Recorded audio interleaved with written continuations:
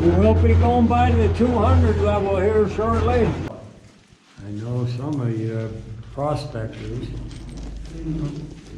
Okay, we're here to tour the Mollie Kathleen Mine. Supposed to be world famous. It's supposed to be a lot more interactive. You can do a lot more. They're supposed to have working tools that you can actually, watch in action. Yeah, I'm actually really excited about this one, and we will see what happens. You could have done the ladder. Ooh, that's dark. Yeah, it is dark.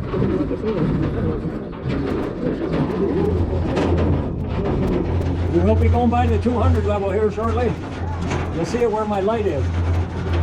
There it goes.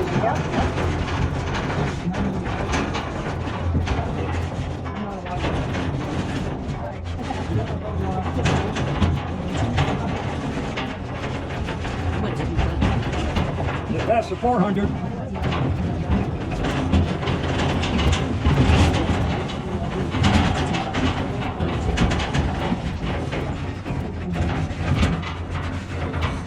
There's a 600. Coming up on the 700.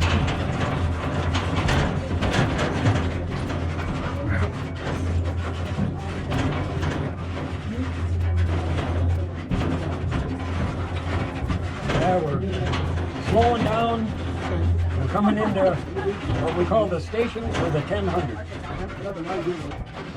We come into the station. I'm going to reach my arm out the door. I'm going to grab the rope with the shaft bell, and I'll give them a stop.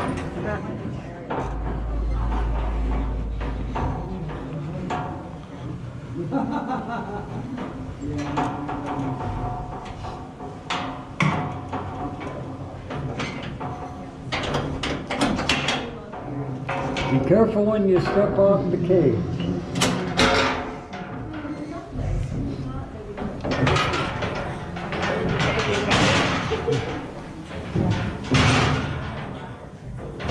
On the bottom.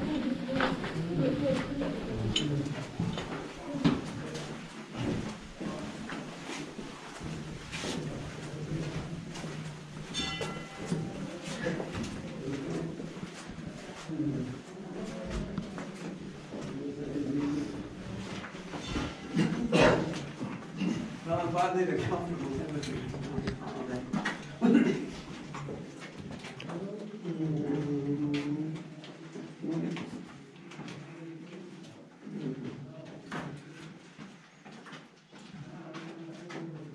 The Mollie Kathleen mining claim was filed with the federal government in 1891. There was an outcropping of this vein on the surface, and that's what the miners filed their claim on. In the 1890s, even though mining technology was rapidly improving the machinery and everything for mining, a lot of these prospectors who filed the original claim, they really didn't have the financial resources to develop the mine. They wanted to prove the ore body. So what they did in the beginning was everything was done by hand. I'm going to talk a little bit here, a couple minutes, about hand stealing. You see the two miners right there? That miner that's kneeling down, we call him the shaker. He's got a 4-foot hand steel. That's a 4-foot steel right there. The shaker takes that hand steel, rests it on his shoulder, and in a steady rhythm, he turns that steel. To match that rhythm, the striker smacks it with that double jack hammer. They're gonna drill, depending on how hard the rock is, about 17 4-foot holes. They'll get those holes all drilled out. It's going to take about 75 pounds of dynamite to pack that hole full. You'll wire all the fuses together with the thing called the spitter cord. The miner puts a match to the spitter cord. They will stand here and watch as it burns through all the fuses. Once they see all the fuses are burning, that miner will yell, "Fire in the hole!" Gotta warn any other miners that are in the vicinity, we have a live round now. Stay away. These two miners will get about 150 feet away, duck around behind something, then all hell breaks loose after a couple minutes. Just kaboom, kaboom, kaboom. If you're not around behind something, that concussion as it comes down in shock waves, down these crosscuts and drifts, it would knock you over. That'll break out at about 17 tons. The miners call that a muck pile. They'll have advanced into the hard rock roughly 4 feet deep. When these miners came underground for an 8-hour shift, they brought with them a handful of candles. You see that miner's got a couple candles in his pocket there. And they brought their pie cans with them. Just to give you an idea what that might be like working by candlelight.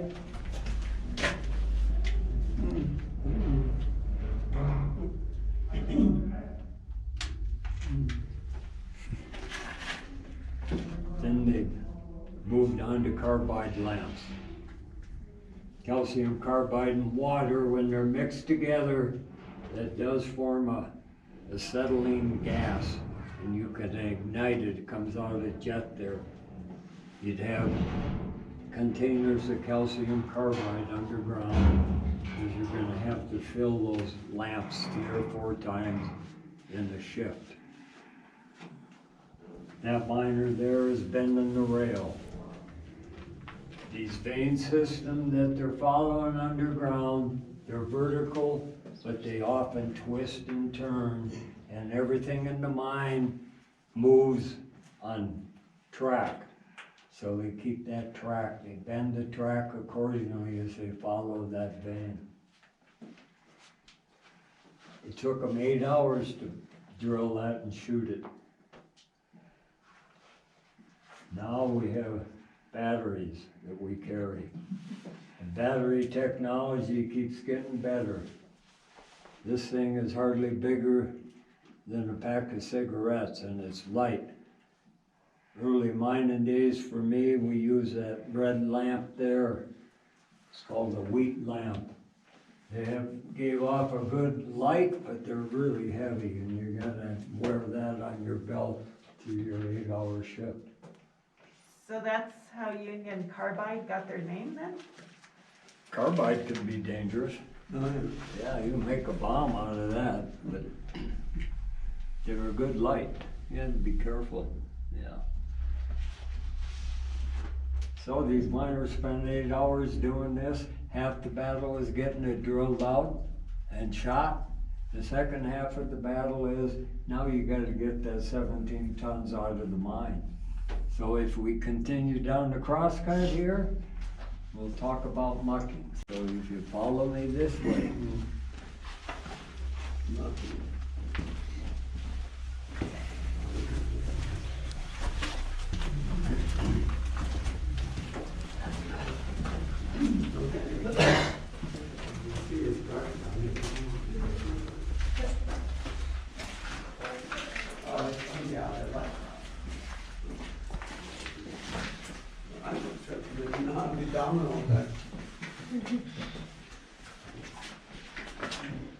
Come on right in here, folks, and talk about mucking. Mucking. All right, who's gonna do it first? Well, anybody who wants to get into it, we got the scoop shovel here. Who's it? I'll do it. No, I'm gonna talk about it a little bit first, then maybe. You see that miner back there? Yeah, you said it. Yeah. That's about 17 tons in that pile. Oh, I'm sorry.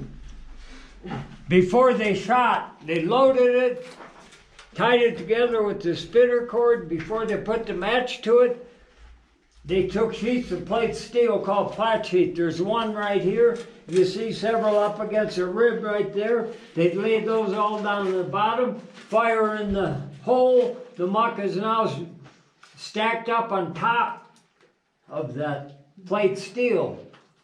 And then it was the number 5 scoop shovel. Down here you can call this a muck stick, and even call it a goon spoon. And of course, the plate steel gives you an edge to muck off of. It's just a lot easier to scrape against that plate steel. Oh, I see what you mean, yeah. Take these 2 miners, an 8-hour shift to muck all this out of here, tram it to the shaft. So in 2 8-hour shifts, 16 hours, 2 miners have advanced about 4 feet into the hard rock. Once they get it mucked out, then they're ready to grab that hand steel and get after it again. By the 1930s, they had developed some machinery for mucking. This is a mucker right here, MCO 12B mucker. I'm going to demonstrate this mucker for you. I got to put the chain up because you never know what that mucker might want to do. It's air driven, the air compressor's on the surface. There's a 4-inch air line that runs down one corner of the shaft, and then it branches off to the different diggings.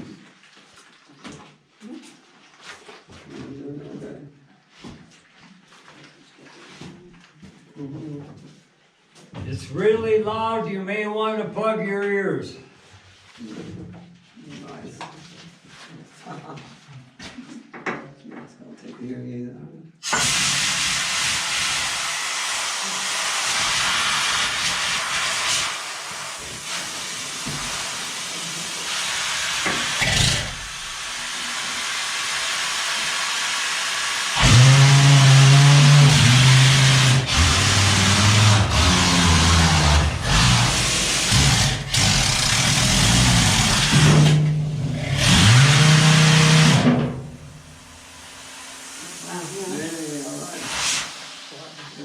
Anybody can do it. If I gave you a 15-minute lesson on this machine and you practice for about a half an hour, you'd be mucking a ton. That's a 1-ton ore car.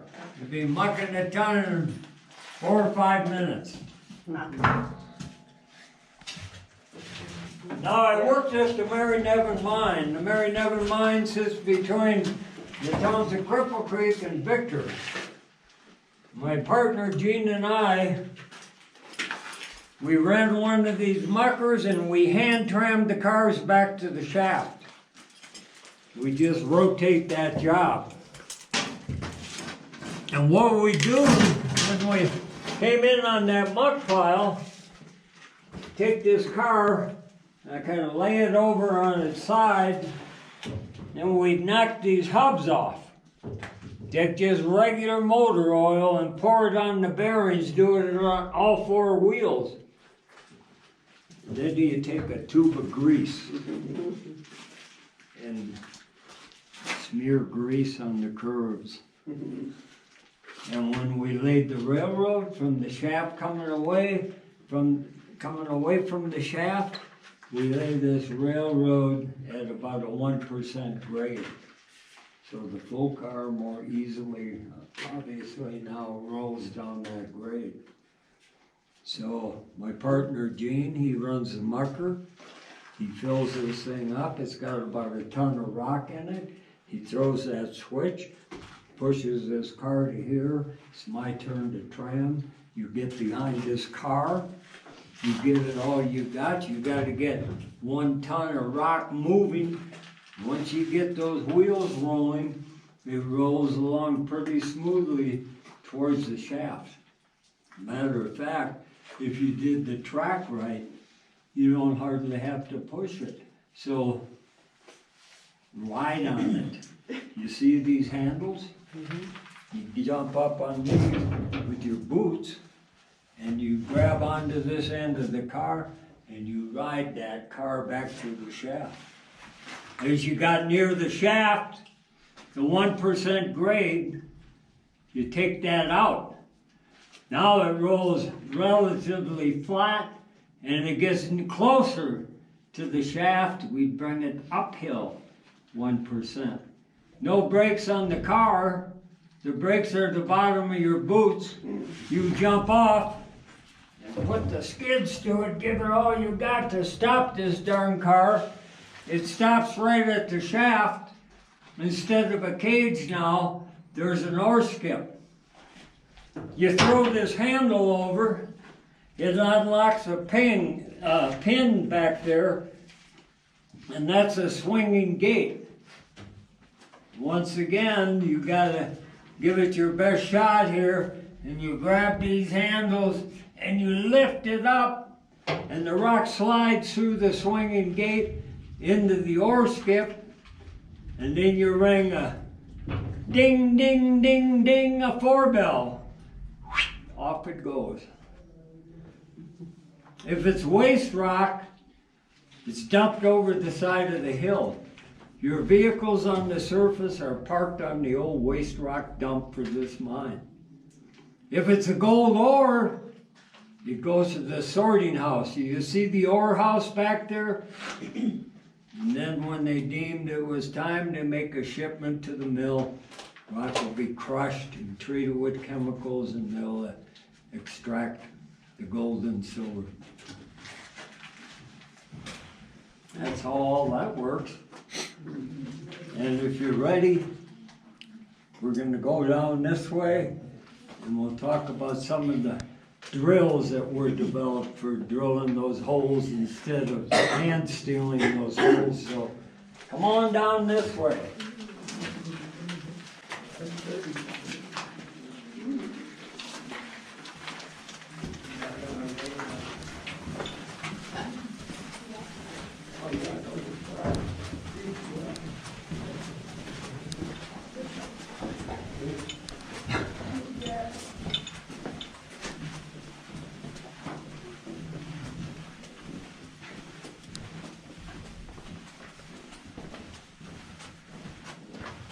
So we're going to go down this way. We're going to talk about the Queen Bess vein.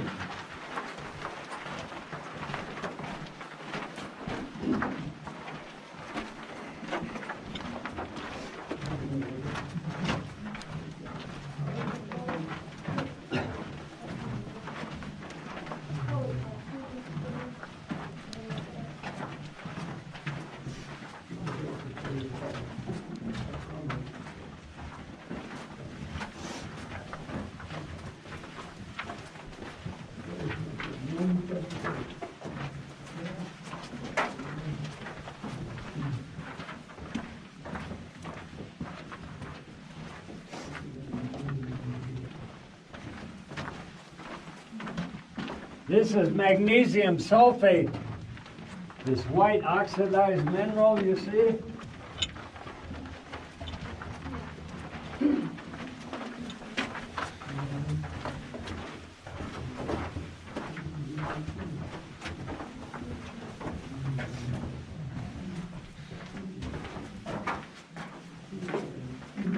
They intersect the Queen Bess vein here. It's also a water course. It's leached out all these minerals. You can't even see the vein because of the accumulation of the minerals. The timber chute goes up into a stope. It goes up vertically. And it's shaped like, the stope is shaped like a funnel. With the timber chute at the bottom of the funnel, they could shoot and it would funnel down through that chute and into the ore car. I'll show you a machine, another drilling machine here for drilling up into the back.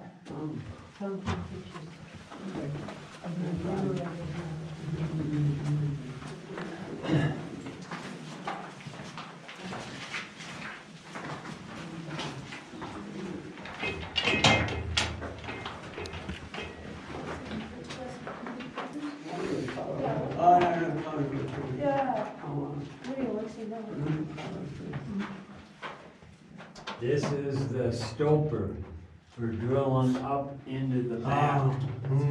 It's got a pneumatic leg, advances the steel 2 feet at a time. You switch the steel, it goes 2 4 and a 6 foot steel. I'll show you how it works. Uh-oh. It's a loud machine. Is there anything that's not loud around here? No.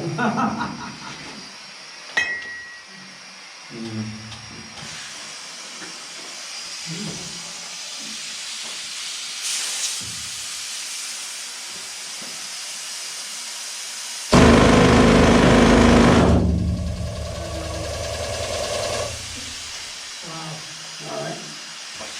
So the last measurement. Wow, that's amazing.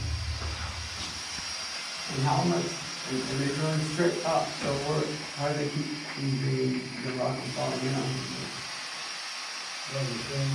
Oh, I see. Take care of them as best you can with warm bars and whatever. So you're gonna fill that up with dynamite then? I'll show you. We'll look at the place where they line up on the 300 feet. If you follow me right in here.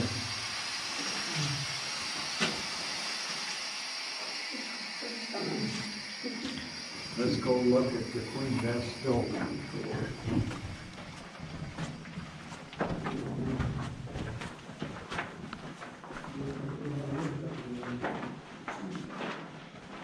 We are now underneath. Look up there. You can step back to here. We're underneath the 300-foot stope here. Oh, wow. Come to a trap door, flop that door open, crawl through that opening. You'll be on the 700 foot of the mine. Excuse me, I'm gonna have everybody, that's called a man trip. This is an air tram. And what we're going to do, if you folks would pass through here and find a place to sit on the man trip, we'll take a little ride.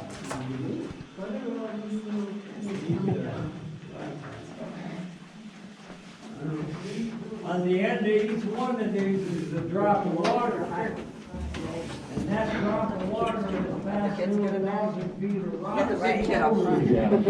What is this card? Yeah. It's called a man trip. No, okay, that makes sense. The names are real simple. I just get man trip. Does that mean we're going on a trip? Let's go. Cool. Okay, here we go. Bye.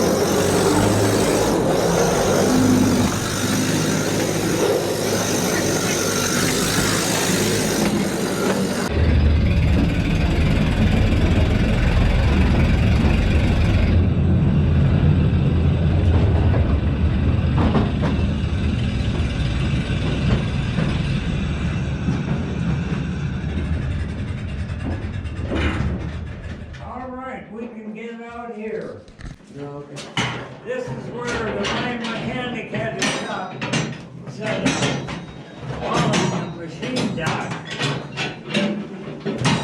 This makes sense?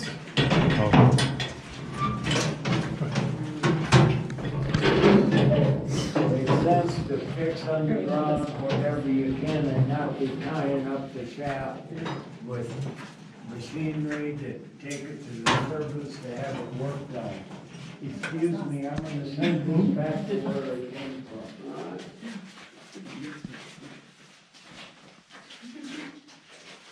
This is a 1-ton ore car. It runs 1 ounce of gold to 1 ton. So this has 1 ounce of gold in it, spread throughout this rock, And if you'd like, you can pick your own out, or I will pick one out for you. But come on over here and check it out. I know some of you prospectors. There's always one prospector at least.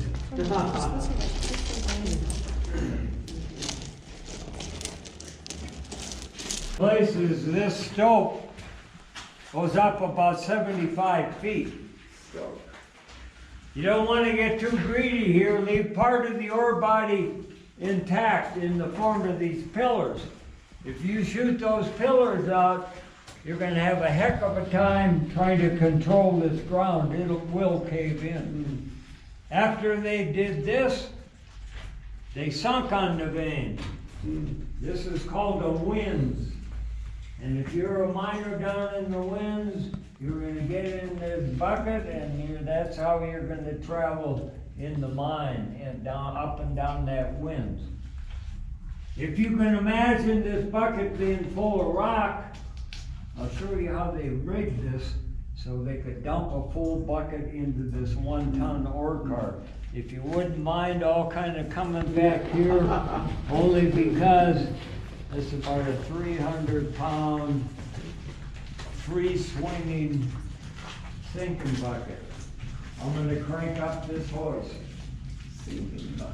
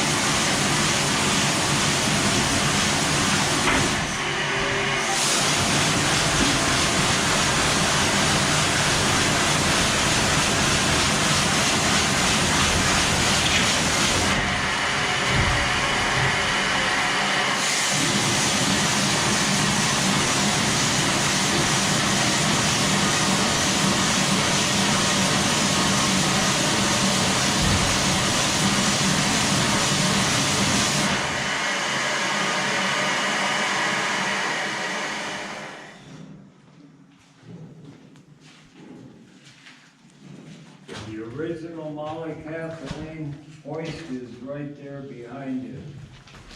You see it's got a hand crank on either side. And it has 2 counterbalance buckets. This is what the prospectors used back in the day when they were hand stealing. They were proving their body of ore. It would only be viable for about 75 feet. After that, it's no longer practical. You're going to have to switch to something more mechanical.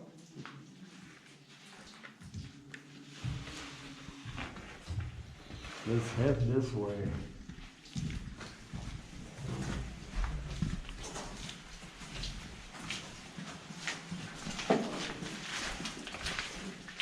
Of course, your most important tool in these mines is hanging off of that ore car there.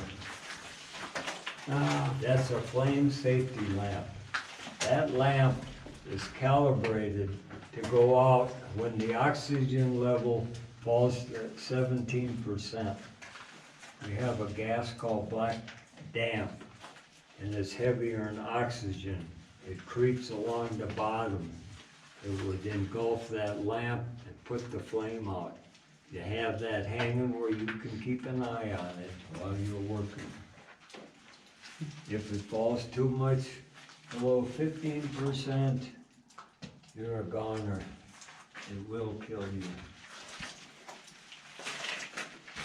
And it has killed a lot of miners in this gold mine.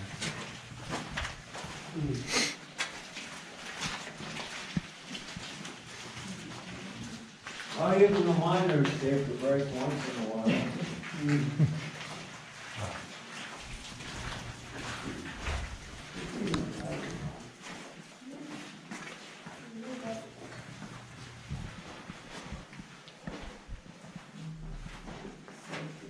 We're near the shaft again. They'll post the mine bell signals. It's a uniform bell system throughout the state of Colorado.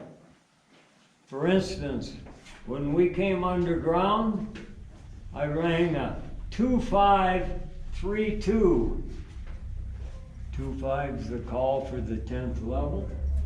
We got men on and lower.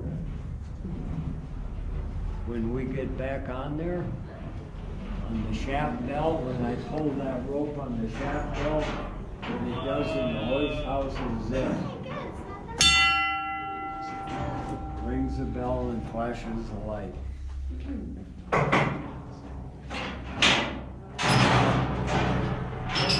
We're back from where we started from.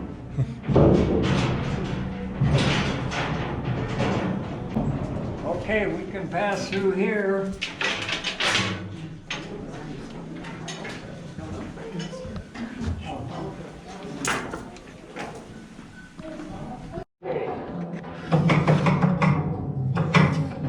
Here we go.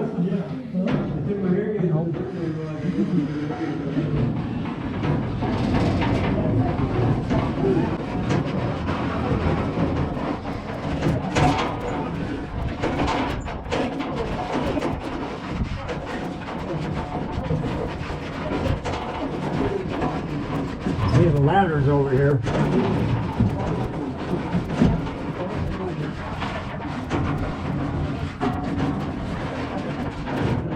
Goes to 700.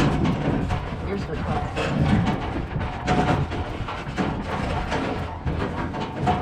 600.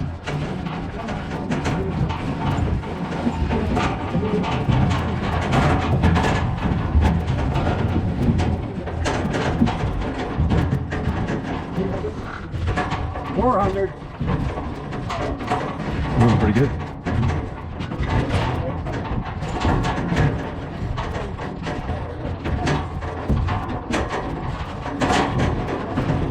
That's for 200.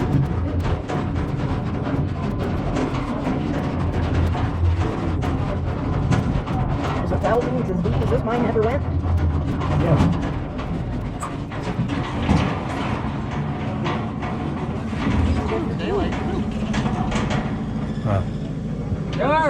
Shift, that was quick 8 hours, Brian. Yeah. Well, we got it around in and out a little early. Okay. Okay, highly recommend. Pretty freaking cool. You know, I was excited before coming here, and it does not even compare. Couldn't recommend more. 9 out of 10. They take you down a chute. They show you tools that still work. You know, it's the guy was so knowledgeable, and I can't wait for y'all to see it. It was awesome.